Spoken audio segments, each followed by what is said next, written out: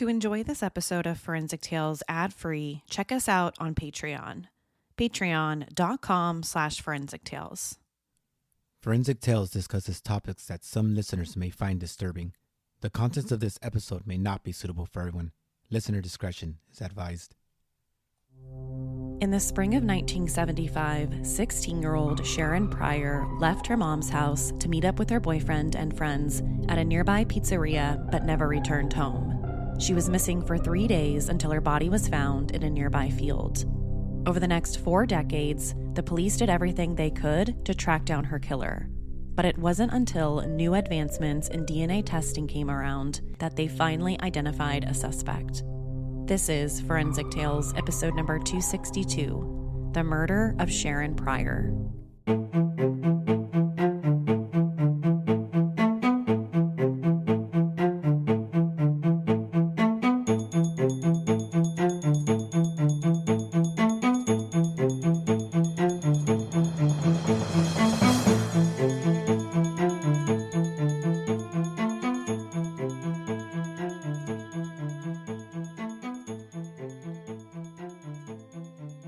In 1975, Sharron Prior was a 16-year-old girl living with her family in Montreal, Canada. She was born on February 9th, 1959. 2 years later came twin sisters, Doreen and Maureen. After that came a younger brother. Sometime when Sharron and her siblings were young, her mom and dad split. So the kids went to go live with their mom, Yvonne Prior, in an apartment complex in Montreal. Growing up, Sharron was described as kind and warm-hearted. No one had a bad thing to say about her. Even as a teenage girl, she didn't fit that stereotypical mold of a 16-year-old who could sometimes be rude or unruly. She was sweet, responsible, and trustworthy. At 16, she stood at 5'3" and weighed just over 100 pounds. She had beautiful, long blonde hair and big blue eyes that would capture almost anyone's attention. She grew up heavily involved in the local Boys and Girls Club. That's really where she learned how to play hockey and many other sports. It was also a place where she could meet friends her own age. When people asked her what she wanted to be when she grew up, she only had one answer. She wanted to become a veterinarian. She dreamed about spending her life helping animals. In fact, she was the kind of girl who would pick up animals off the street, nurse them back to health if they needed it, and then take the time to look for loving homes again. That was just the kind of girl that she was. So a career helping animals only made sense. Beyond her love of animals and sports, she also liked school. Her favorite classes were science and biology, which probably also explains why she wanted to become a vet. Easter weekend 1975 started like any other. That Saturday morning, March 29th, she got up early to make breakfast and did her chores around the house while her mom went shopping to get everything they needed to make Easter dinner that night. She also needed to pick up some chocolate eggs and other sweets for the kids. So Sharron got up, made her bed, picked up her room, and had breakfast with her younger sisters and brother. After breakfast, Sharron spent most of the morning hard-boiling some eggs so that they could all decorate them for the Easter holiday. And when her mom returned home sometime around 3, Sharron and her mom spent some time together painting the eggs and talking about Easter. It was still just a very typical day for the family. While sitting together at the kitchen table painting eggs, Sharron asked her mom if she thought the paint would be dry by the morning time. And her mom said yes, of course they would, and they kept on talking and having a good time together. Sometime around 3:45, she finished painting the eggs with her mom and told her that she was going to go pick up her Leo's boys jacket from the Boys and Girls Club. She had been a member since she was just 6 years old and had spent weeks selling books of raffle tickets just to get this jacket. So this was something that she was really proud of and something that she was looking forward to. Before heading out the door, she asked her mom if it would be all right if she could take her 4-year-old foster brother, Steven, with her to go pick up the jacket. Her mom said yes, that was fine, and the two went off together. But when they got to the club, Sharron was told that they didn't have her size jacket. She would have to come back another time once they had her size. So the club gave her the receipt and told her that they would let her know when to come back. At first, Sharron was upset that they didn't have the jacket. She worked really hard to sell those raffle tickets, so getting this jacket meant a lot to her. But she knew she earned it. She had put in the hard work, but just had to be a little bit more patient and wait a little bit longer. So after that, the two left the club and went back home. By 4:15 p.m., Sharron and Stephen were back inside of the apartment. But around 15 minutes later, they had a surprise visitor. The family's reverend from the church dropped by the house to wish them a happy Easter.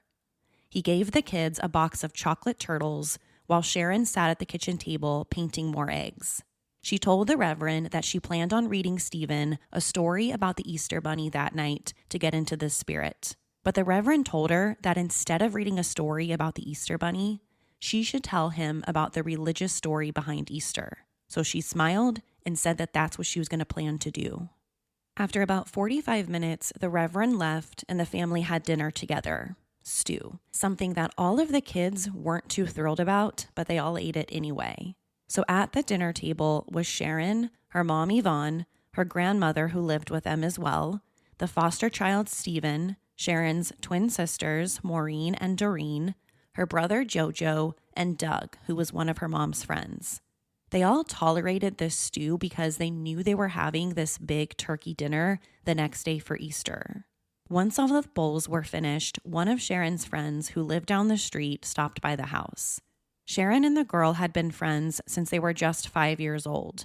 So they were really close and spent a lot of time together, even though they were at two separate high schools. Sharron told her girlfriend that she wanted to go down to Marina's Pizzeria, a small pizza place on the corner of Willington and Ash Avenue, about 5 blocks away from her mom's apartment. She said she was going to meet her boyfriend and a few other friends. And that's exactly the kind of place that Marina's Pizzeria was. It was a popular spot for teenagers to hang out at, have some soda, eat some pizza, and just hang out. As the girls talked, Sharron was trying on different tops and outfits until she found the one that she wanted to wear. One of her mom's shirts and a brown suede jacket. She knew she wanted to wear that particular jacket because it was raining outside. So once she had the perfect outfit picked out, the two girls headed out the door together. This was right around 7:15. Sharron's friend offered to walk her all the way down to the pizzeria, but Sharron said she was fine. She could walk there on her own. Plus, she was meeting up with her boyfriend and other friends once she got there.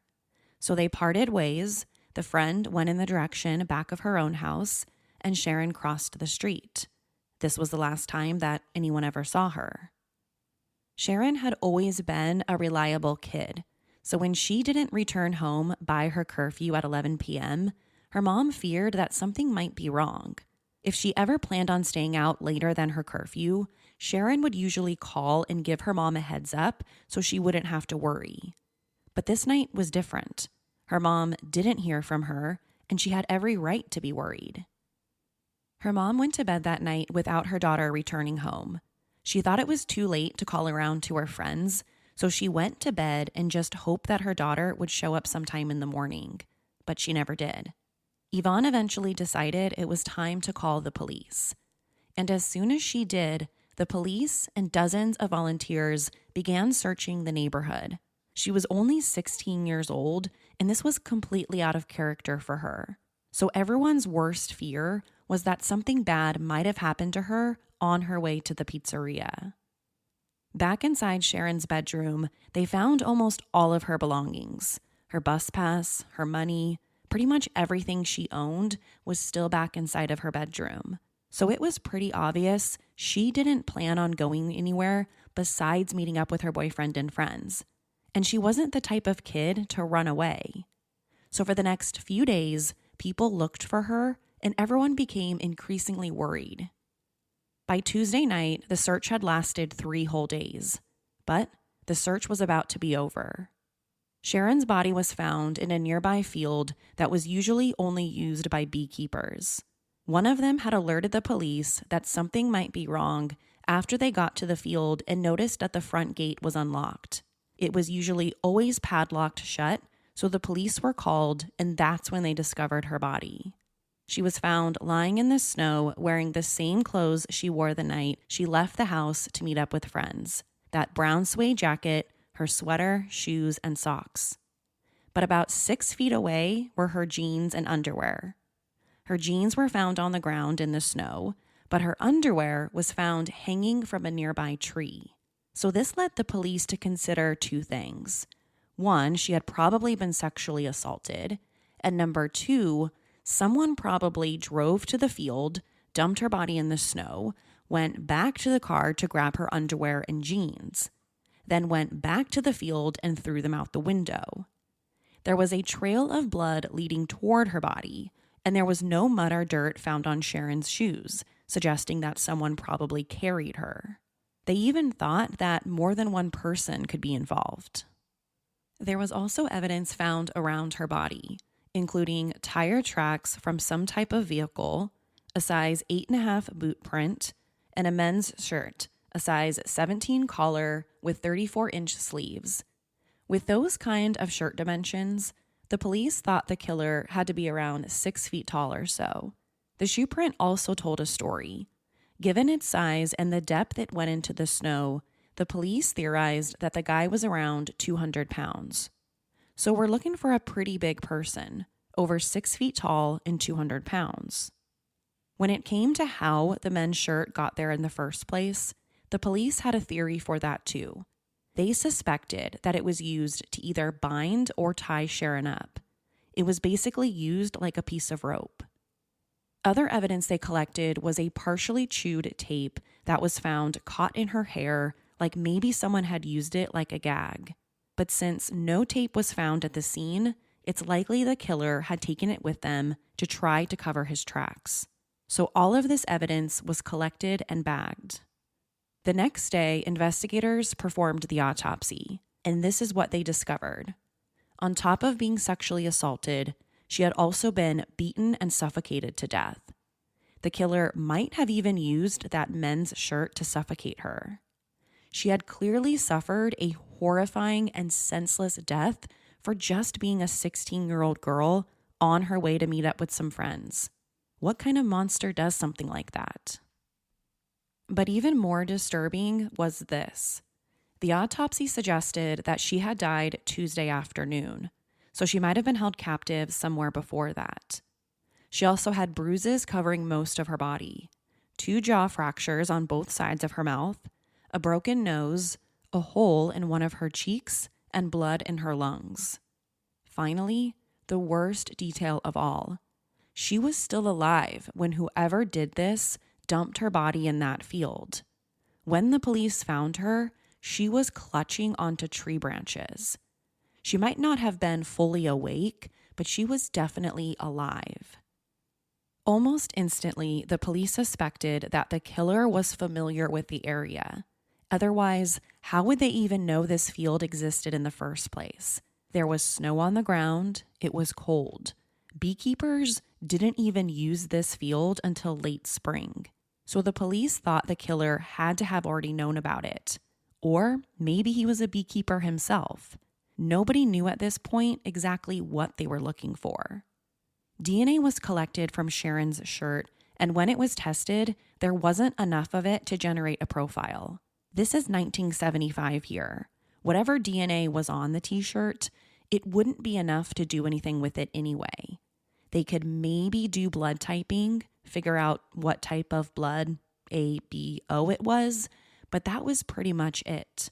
But instead of getting rid of it, the DNA was kept over the years in hope that it could someday be used to find a match. They also kept blood and tissue samples from the autopsy, as well as her underwear, in hopes that it could be tested later on. Smart idea. Back at the crime scene, impressions were taken of the tire tracks found in the snow, and they were eventually analyzed. But nothing important was gained right away. The tire tracks matched at least 37 different models of cars on the road during that period of time. Just one of them was a Jeep Wrangler. But there were also 36 other models of cars that they could belong to. So although the tire tracks told a story about how Sharron's body got there, it didn't prove useful to identifying her killer, at least not yet anyway. So the police didn't have much to work with. This was long before cell phones, so they couldn't use cell phone towers to look for anything there. The same thing could be said about surveillance cameras. DNA testing was practically non-existent, like we already talked about. There weren't any witnesses. This was a very remote field. So finding her killer would definitely be an uphill battle, and it was. After a while, the case fell on the detectives' back burners. They had other cases to work, and without any solid leads or tips, solving Sharron's murder seemed to be hopeless.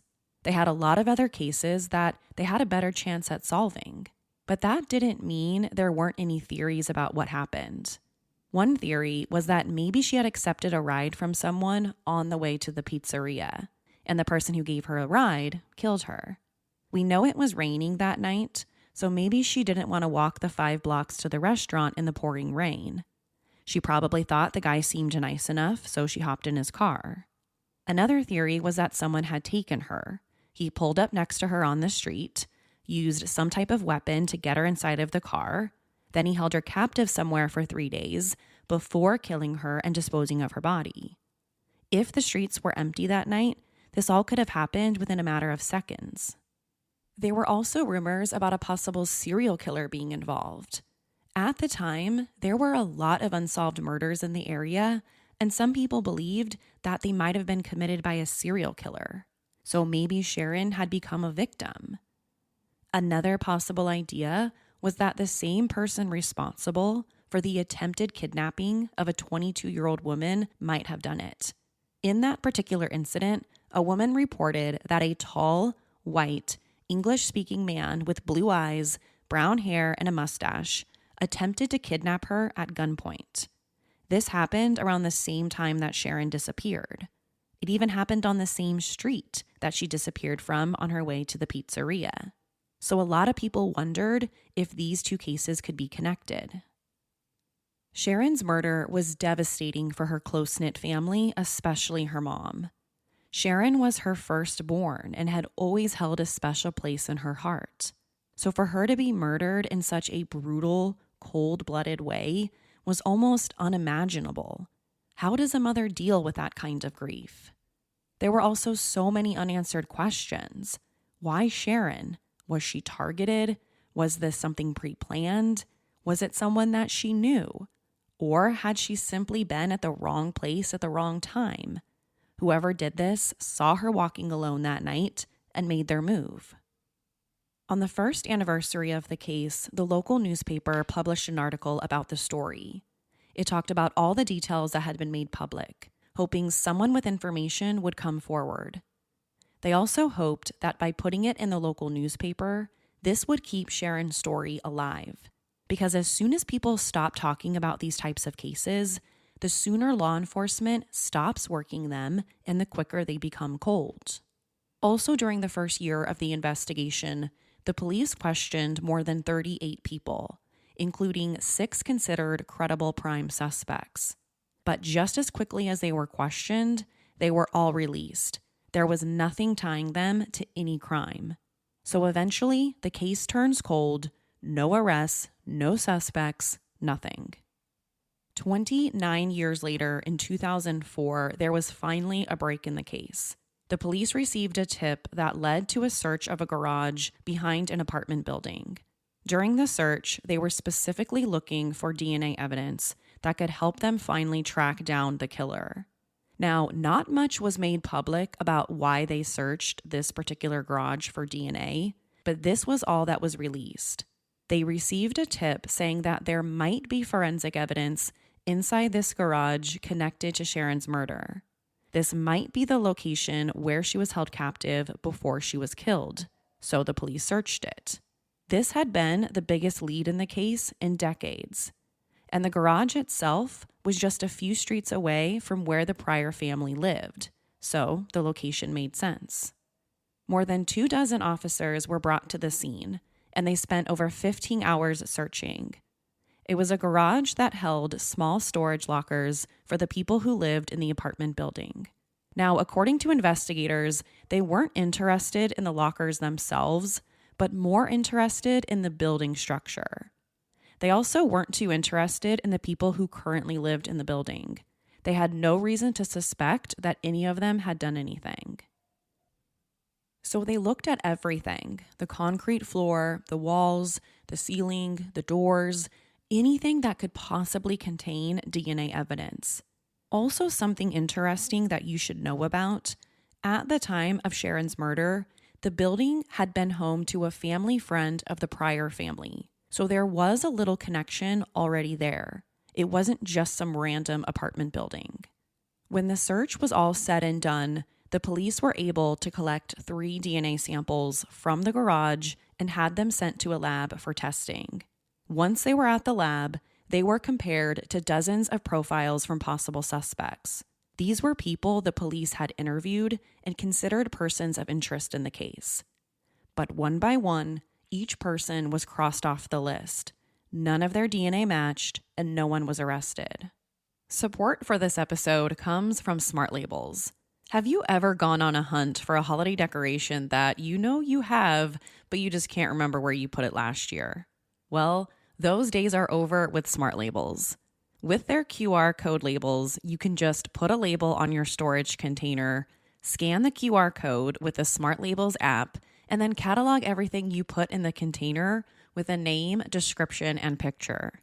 Then just let the app know where you put the container, and voila. Next year, when you need that one thing, you can just do a search in the app and it will tell you the color of the label, the 4-character code on the label, and where you put it.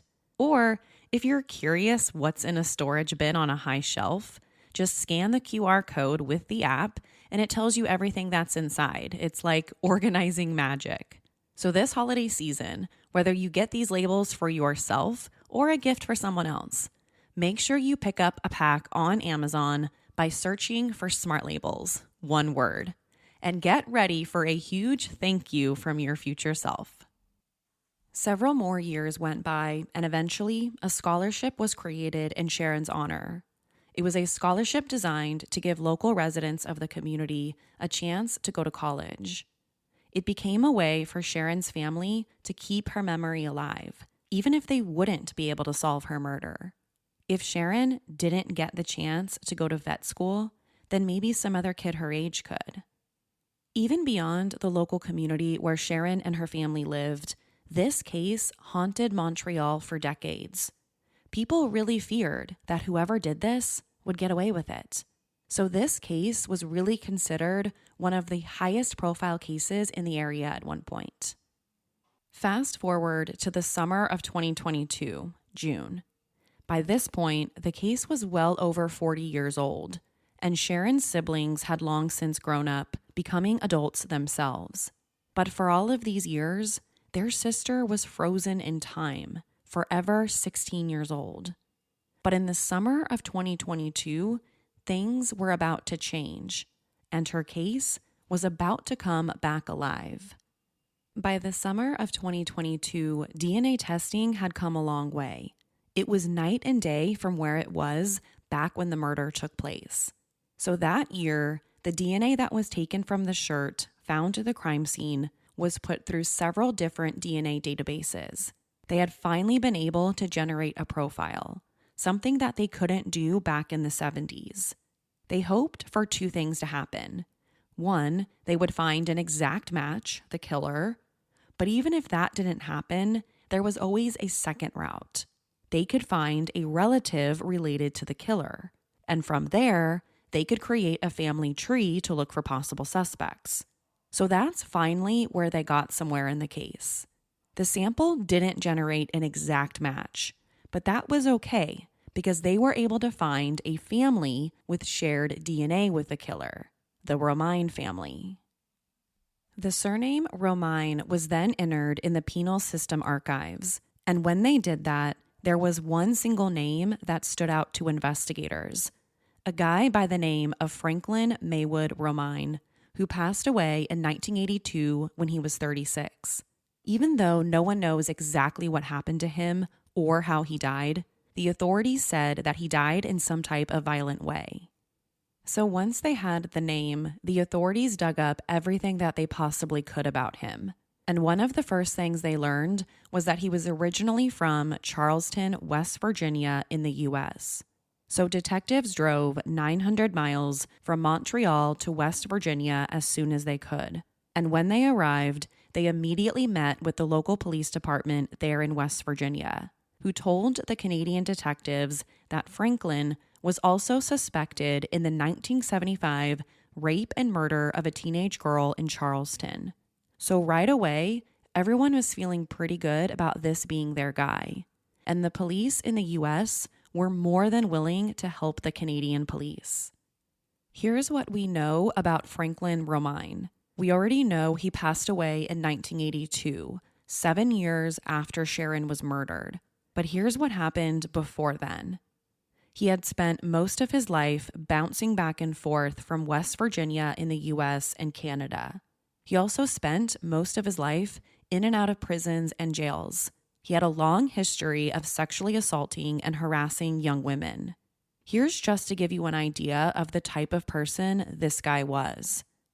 In 1964, when he was only 18 years old, he was arrested and convicted of beating and raping a young girl.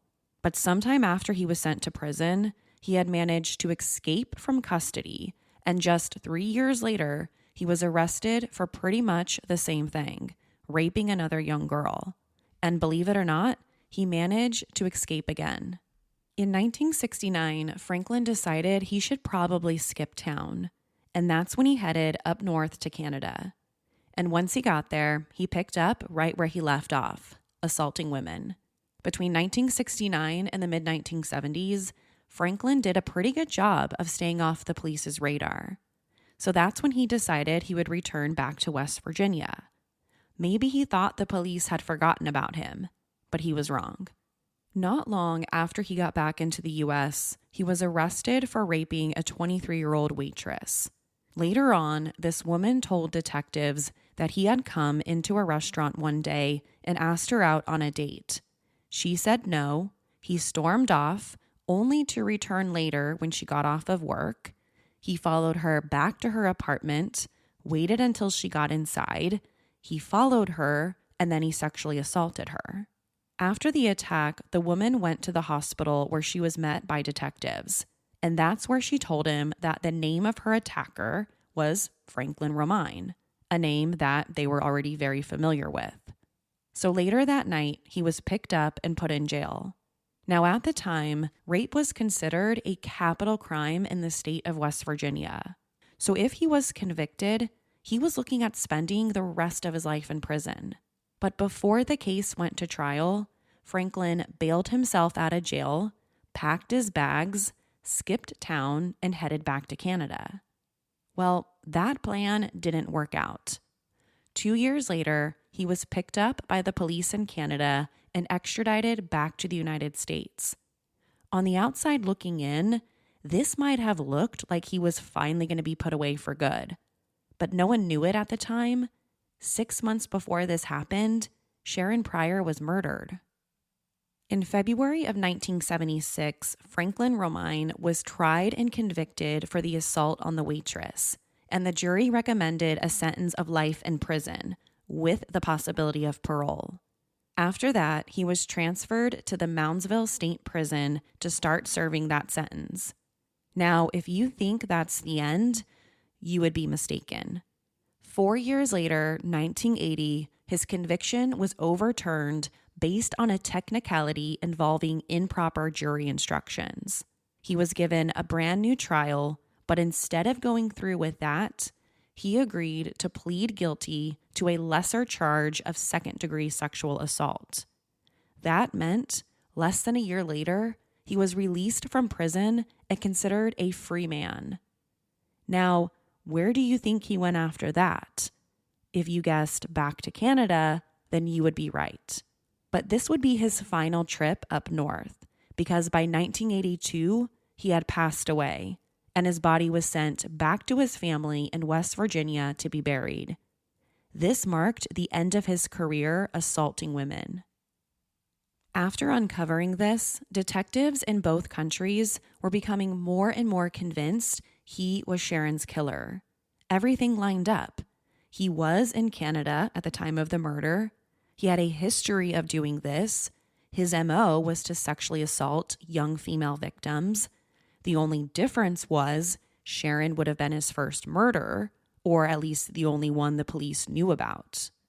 To finally determine if this was their suspect, they compared the DNA from the crime scene shirt to two relatives, his brothers, Noah and Michael. And when the police reached out to them to see if they would be willing to cooperate and submit a DNA sample, they were both more than happy to help. I think they too wanted to know if their brother was a killer or not. This was also around the same time that the police found out something else about their suspect. He owned a Jeep Wrangler back in the day, the same kind of car that could have left those tire tracks back at the crime scene. Also interesting, he wore a size 8.5 shoe, just like Sharron's killer. When the test results came back from the two brothers, they revealed that the DNA from the crime scene and Sharron's underwear had come from someone who was closely related to Noah and Michael. It was as close as a match to a brother. But still, that wasn't good enough for investigators. It had been over 40 years, and they wanted to be absolutely sure they had the right guy. So in March of 2022, a judge in West Virginia signed off on an order that would allow the police to exhume Franklin's body. And this is when everything finally came together.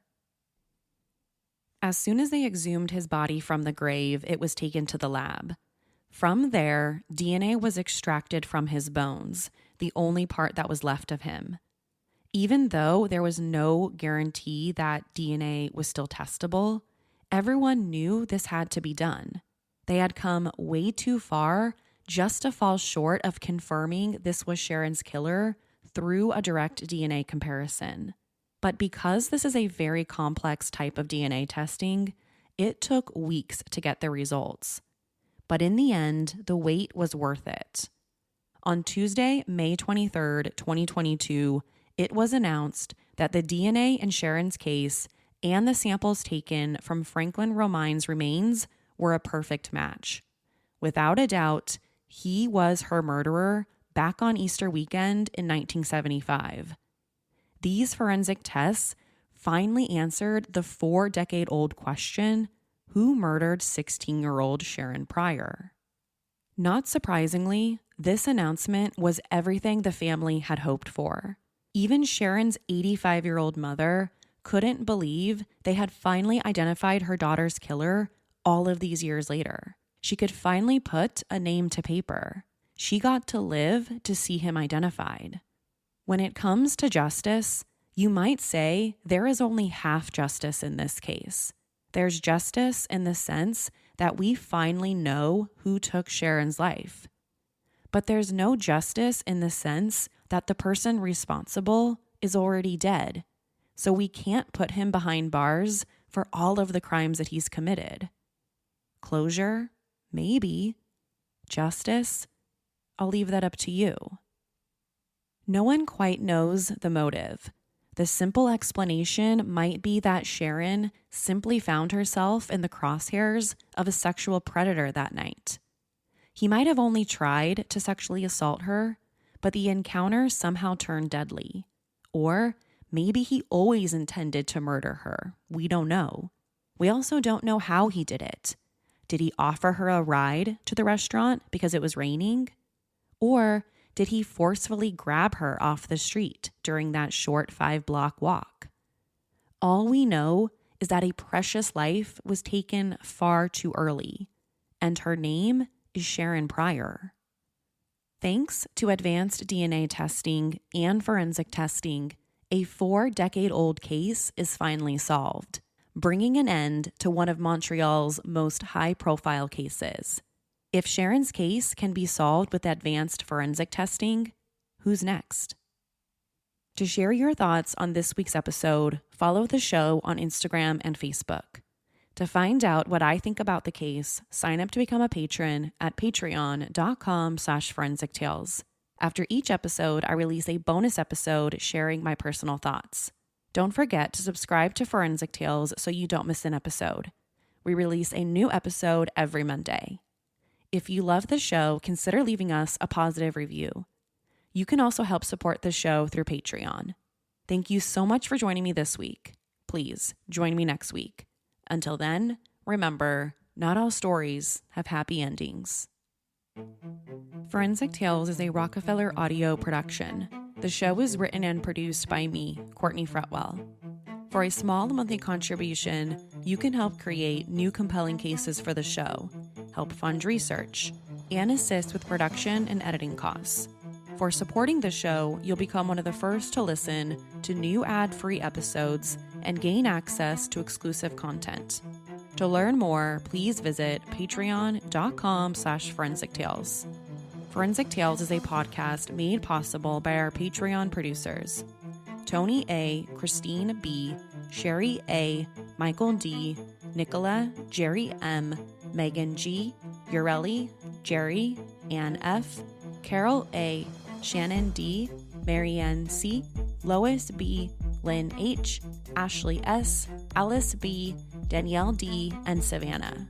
If you'd like to become a producer of the show, head over to our Patreon page or send me an email at courtney@forensictales.com.